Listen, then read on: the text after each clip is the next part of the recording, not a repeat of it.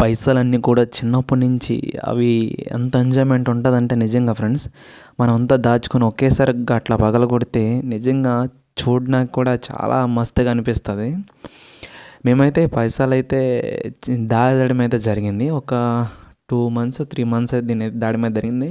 అంటే మన దగ్గర ఉండేటప్పుడల్లా కూడా చిల్లర ప మనీ అంతా కూడా అందులో అయితే మనం డబ్బులు పెట్టెలైతే వేయడం అయితే జరిగింది. ఆల్మోస్ట్ మనకైతే దగ్గర దగ్గర 1,500 రూపీస్ అయితే మనకైతే రావడం అనేది జరిగింది. ఆ మనీనైతే నేనైతే ఏమాత్రం కూడా వేస్ట్ చేయకుండా ఇంట్లో పర్సనల్‌గా కొన్ని ఖర్చులకైతే యూజ్ చేసి, మిగతా మనీనంతా కూడా మన యూట్యూబ్ సంబంధించిన కొన్ని కొన్ని చిన్న చిన్న గ్యాడ్జెట్స్‌కైతే నేనైతే 500 పెట్టయితే మైక్ అయితే తీసుకోవడం అయితే జరిగింది. మీకు ఆల్రెడీ కొన్ని వీడియోలో చూసే ఉంటారు. ఎలాంటి ఎక్స్పీరియన్స్ ఎంతమంది ఫేస్ చేశారో నాకు కిందన కామెంట్ సెక్షన్‌లో కామెంట్ అయితే చేయండి మర్చిపోకుండా. ఎందుకంటే మంచి బెస్ట్ ఎక్స్పీరియన్స్‌లా ఉంటది. చాలామంది కూడా ఇది చేసే ఉంటారు ఈ ఎక్స్పీరియన్స్.